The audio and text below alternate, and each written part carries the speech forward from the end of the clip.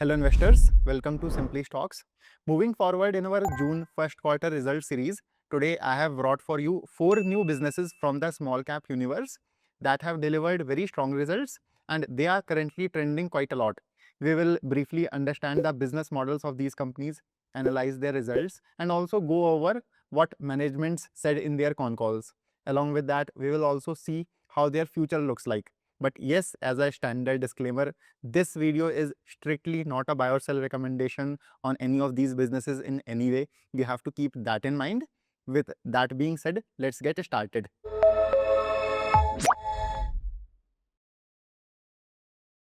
The first business we will study today is Tips Music. Tips Music is in the business of producing and licensing songs. They also sometimes buy or acquire songs. Then on the other side, they provide them on a license basis for use in movies and also various media platforms. Or they upload, let's say, on platforms like YouTube, Spotify, etc. to earn ad and subscription revenue from there. Tips now has a library of over 38,000 songs, which includes your top songs owned by Tips like Atif Aslam's Jeene Laga Hoon, Arjit Singh's Tera Fitoor, or songs from the movie Raz.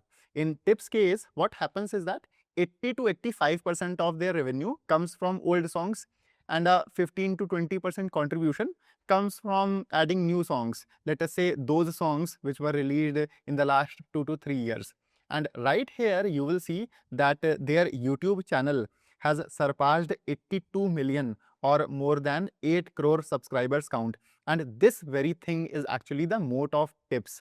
You see, once they have built a content library or a channel presence, then they will keep earning from it year after year. And I'll show this to you in their return ratios later. But first, let us quickly look at their results. Then I'll tell you what interesting triggers are playing out in this business right now. So in Q1 or in the months of April to June, 3 months of April to June, their revenue has grown by 21% compared to the last year.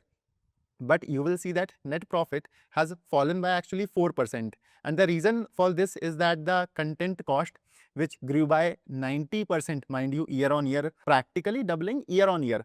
What happened was that costs for 2 of their albums were booked together in Q1. One was David Dhawan's movie Hai Jawani To Ishq Hona Hai, whose release was shifted from Q4 to Q1, and the second was Diljit Dosanjh's Main Wapas Aaunga. The industry practice now is to amortize content costs over several quarters or years. However, Tips policy has always been to book the entire cost of the content all at once in the very same quarter the music is released. As a result, that is why we saw such a huge pressure on the net profit. But that is not a negative thing. It will normalize going forward. For example, you also have to look that they released 73 new songs in this one single quarter. So that is completely fine. And apart from that, they will be spending further 85 to 90 crore rupees this year to acquire new songs. And otherwise, you will see that this is a very high margin business, except for this particular quarter. Like over the last 2 years, their net profit margin has remained above 50 to 55% on a full year basis. It is only in this quarter that we saw pressure, but that will, as I am saying, that will normalize going forward. Plus, all these songs were also released in mid-May and June. So they will be also adding this revenue in Q2. So that is also there. Now, you might feel that Tips valuation is a bit high, but try to understand the moat of this business. Songs bring in revenue from ads and subscriptions year after year, even after once their whole cost is booked. That is why you will see here that this business has an ROE of over 90%. And that is why I'm saying that you should not look at this business on a quarter to quarter basis, especially with respect to margins. Now, broadly speaking, their management has given a growth guidance of 20% revenue and 20% net profit growth for this whole year. And they are guiding EBITDA margins in the band of 65 to 70%. But there are, I think, 3 interesting levers in Tips that can allow this business to actually do better than that. Let us discuss them one by one. So take YouTube Shorts, for instance. As I discussed in our previous quarter's coverage as well, that their revenue model on YouTube Shorts is about to change. Their negotiations with YouTube are underway. they will move from current fixed price model to a percentage share of an ad revenue, similar to the way it works on long format videos. So ideally, this deal should have happened by the end of June, but management mentioned in the con call that there is a delay. Discussions and negotiations are still going on, and now they have given an estimate of it happening by the end of September. If this deal goes through, it will be a big trigger for tips, because you see the consumption of short form content is extremely high. So they will benefit from this model change, and in the future when their songs go viral, they will get that non-linear benefit. So whatever revenue comes in at that time, it will pass straight to the bottom line, and that is pure profit, because see, the cost of that content was already booked earlier. Plus YouTube anyways is a major platform for tips anyway. Around 40 to 50% of their revenue comes from YouTube only. Then there are two more triggers that will help in the medium term. So they are paid subscriptions and also public performance rights. Paid subscriptions include platforms like Spotify and JioSaavn. Public performance includes concerts, live shows, and all these dance shows that come. And these two segments bring in 20 to 25% of the revenue for tips right now. And both segments actually are growing quite fast at a CAGR of 40 to 50%. Like, people now prefer premium subscriptions for better experiences. You yourself probably get irritated listening to ads repeatedly, right? Plus, so many concerts are happening in India now. So there is immense scope in this space as well. Also, as we are about to end our discussion on tips, one more thing, that their buyback was also supposed to happen this quarter, which actually got delayed. So due to this, we also saw a sharp correction in the stock. But management stated in the con call that SEBI actually had updated the buyback rules from 1st of August. So they were waiting for that. Management had scheduled the next meeting for August 5th, and as per the recent press release, they have even approved a buyback of about 44.5 crore rupees. But amidst all of this uncertainty, what happened was some volatility crept in, and we saw heavy correction in the stock, but it recovered once management clarified everything in the con call. And everything right now is very clear. So the market got its answer regarding the decline in net profit, and also clarity was achieved on the buyback thing. So all in all, I'll say tips has delivered pretty good results. Sometime in future, maybe all levels which we discussed will play out together, and this 20% revenue growth rate which we are seeing right now, it will increase to 30-40%. And we have seen a number of times that as the growth rate appreciates, the market also gets attracted to that business.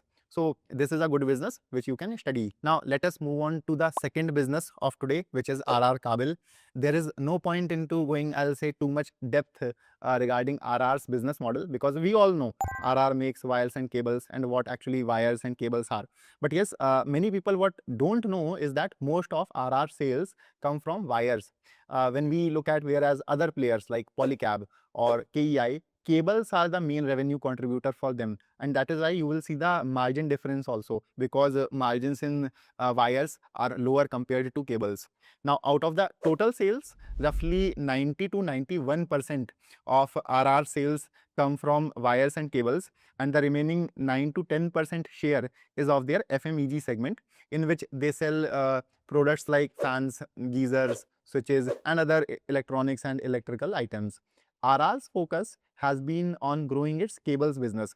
For this, they are doing a big capex of approximately 1200 crore rupees, out of which around 80%, meaning about 800 to 840 crore rupees, is being invested for expanding the cable capacity. And out of this total amount, about 600 to 650 crore rupees is being spent this year itself. Now, coming straight to the results, here you will see that in Q1, their sales grew by 34% compared to the last year. A good portion of this contribution came from aluminium and copper, which rallied significantly. That is why if we look volume-wise, wires saw about 12% volume growth, and cables saw even better volume growth of 25%. And overall, volumes grew by 17% for RR. And as I was telling you, their cable business has been growing, so margins in cables are better than they are in wires. Apart from that, the company is also getting the benefit of scale and operating leverage. That is why you will see that although volume growth is just 17%, their EBITDA has nearly doubled compared to the last year because margins have expanded. The EBITDA margin grew year on year from 7% to 9%. Plus, what happened was that their FMEG business was in losses until now, and it has only reached break even in this quarter. So that is also helping somewhat.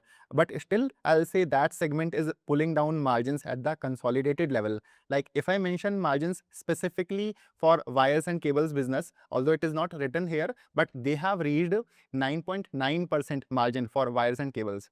So that is there. Now, apart from this, a massive, you will see 129% growth was seen in net profit. Net profit margin also increased from 4.4 to 6.5% on a consolidated level. So all in all, very good margin expansion, product mix change, and these are very, very good results. And honestly, I'll tell you, such good results were actually not expected from RR. You might remember I discussed in the Q4 analysis in the for the March quarter results that their exports to the Middle East could be impacted due to the war. Management themselves had said this, but they also shared in the con call that situation in the Middle East has remained normal and overall business was good, and then Europe also did well for them.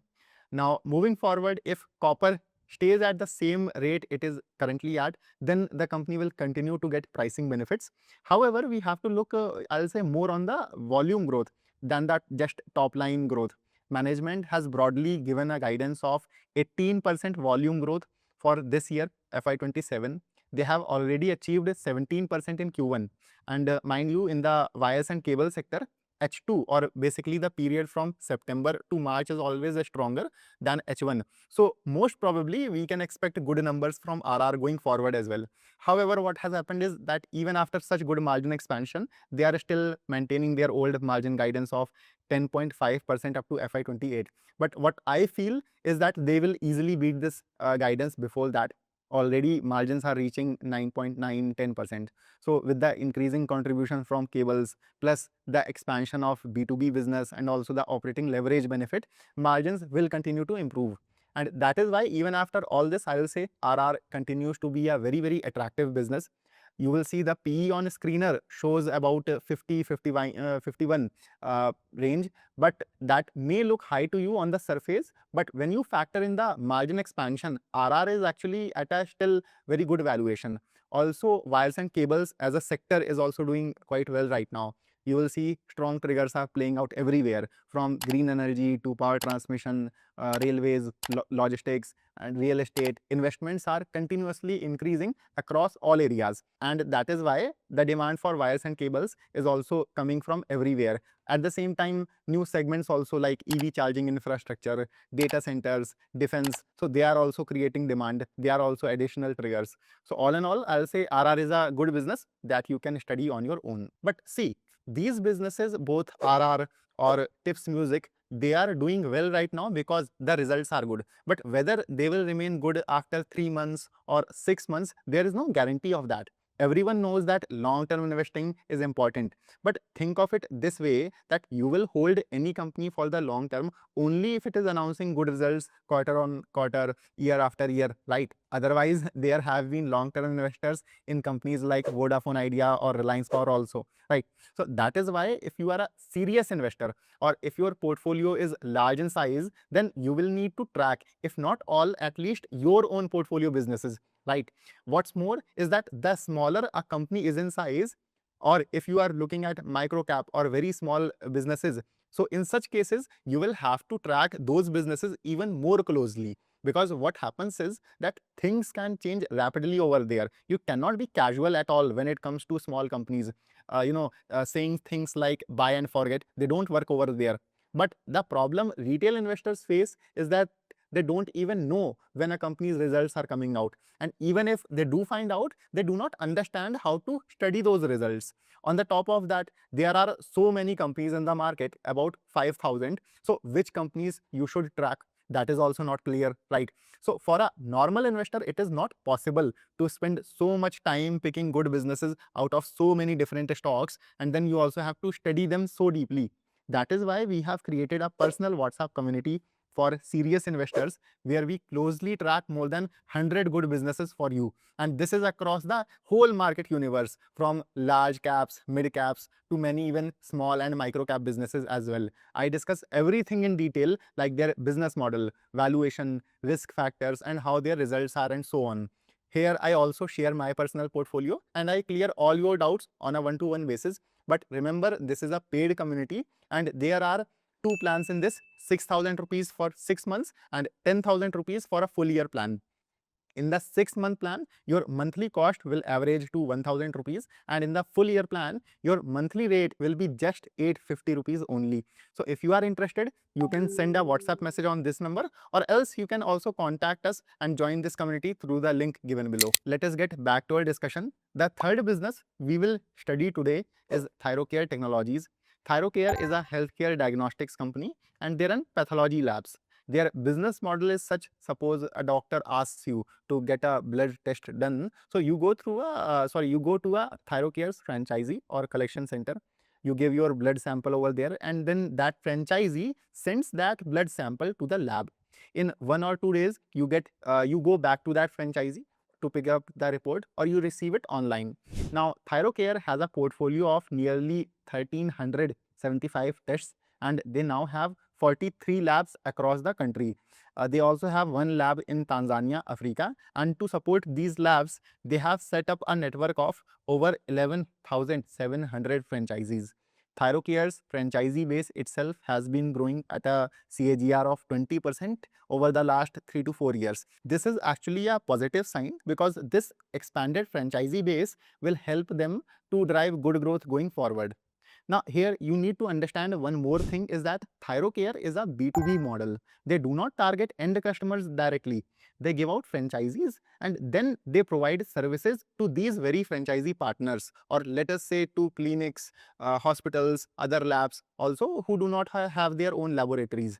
And compared to other players in the market, Thyrocare's pricing in the market is quite competitive, which is why they have created a good place for themselves in the industry, and especially in smaller towns. So they have a cost advantage. Now let us look at their results and other performance parameters.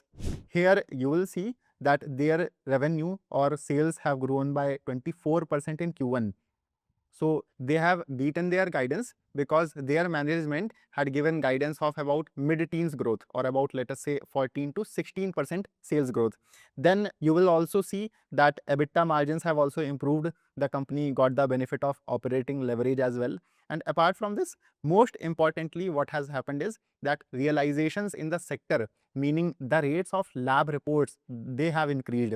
So we will talk about this more later, but that is actually a beneficial thing for the company. So overall, you will see good growth everywhere, from gross margin to EBITDA margin, and then down to the bottom line. EBITDA also grew by 34% compared to the last year. The EBITDA margin came in at 32%. Similarly, a 34% growth was seen in net profit as well. Thyrocare's 95% of the business comes from pathology labs, and the remaining 5 to 6% share belongs to the radiology business.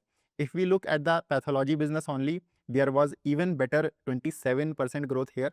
However, their radiology business has been struggling for some time now. The management also has plans to maybe exit and divest it. Although you will see here that it has recovered 8% quarter on quarter, but year on year, there was a decline of 4% in radiology revenue. In this direction, let us also look at other operating metrics. So this quarter, the company served 54 lakh patients, which is 17% more than last year, a good number. A total of 5.52 crore tests were conducted, up 28% year on year. Revenue per patient also increased by 7% to reach 404 rupees. You see, what is happening is that sector is going through quite interesting times.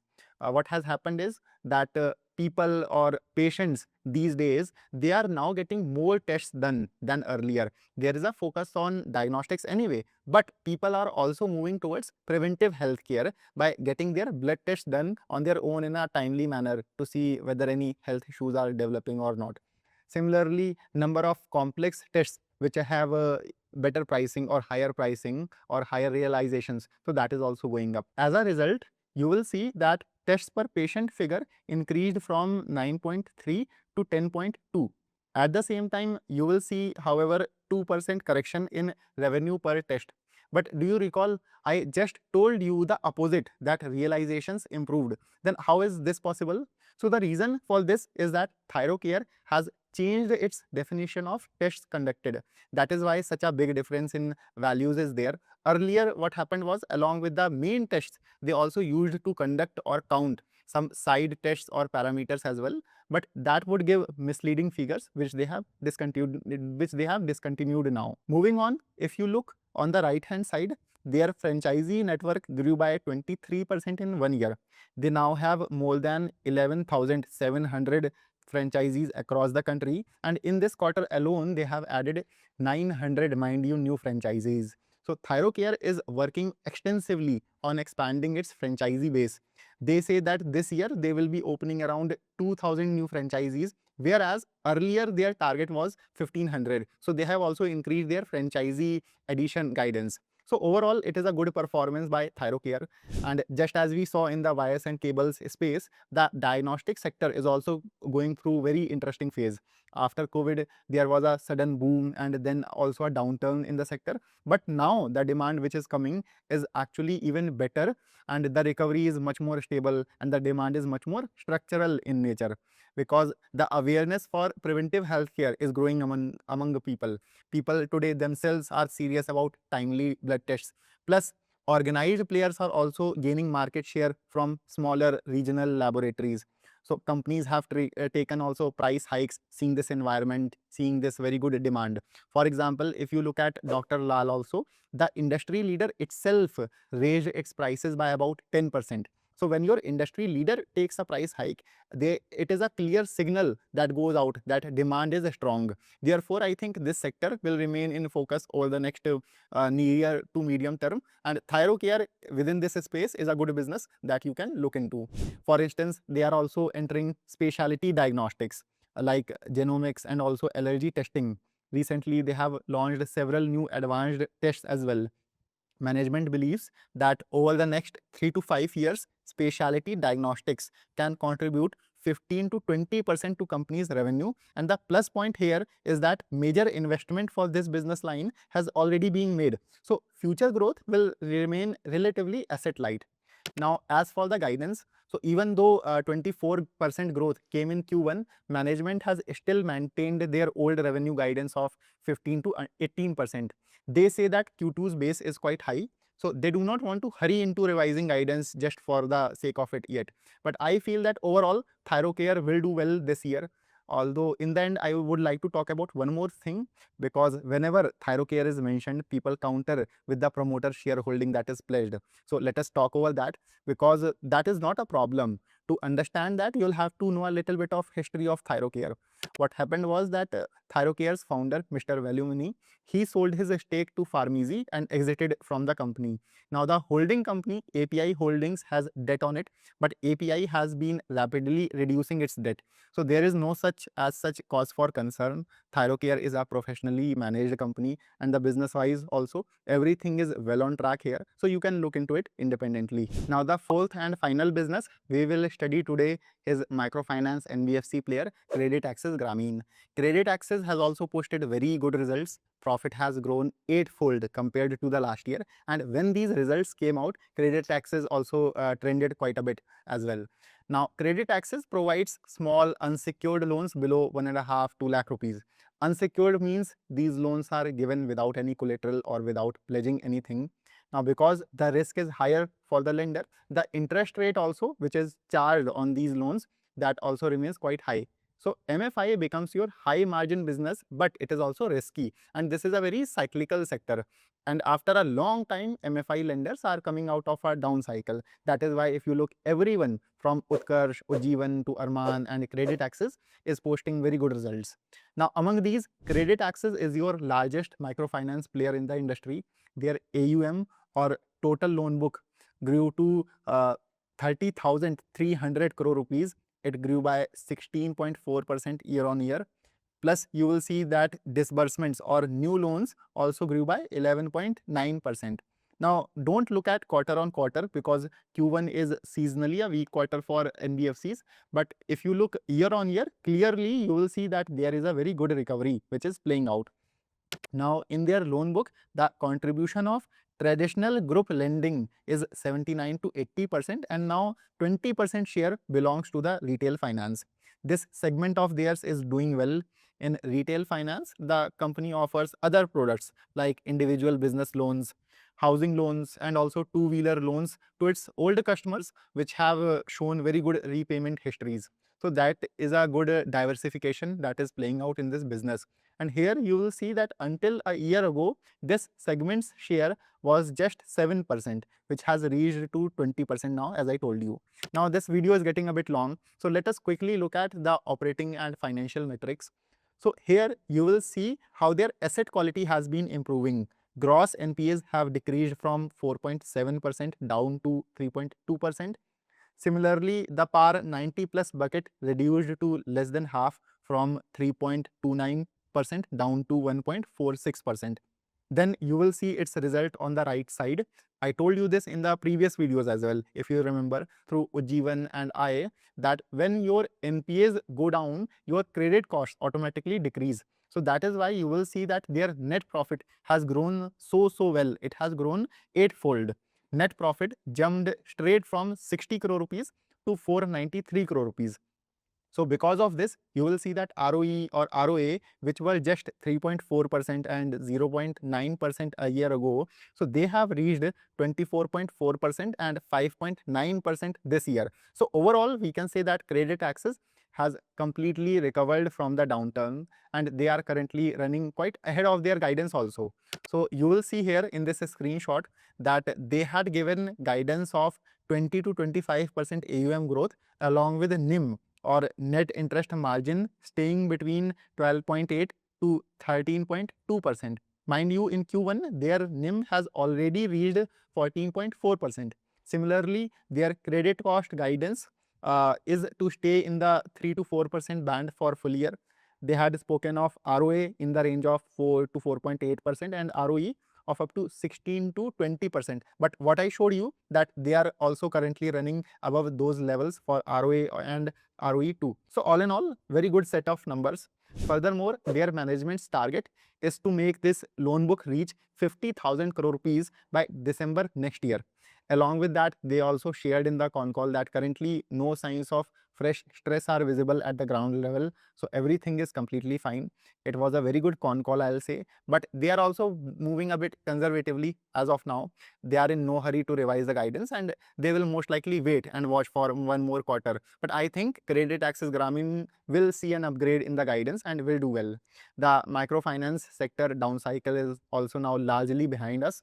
So even if you, I'll say, even if you want to play MFI most conservatively, like you don't want to take that any extra risk, or you do not want any volatility. So Credit Access Grameen is one of the most largest, not actually one of the most, it is the largest and most stable lender in this space. Asset quality is normalizing, new borrowers are joining, retail finance contribution is also growing, and the profitability has also returned to strong levels of strong previous levels.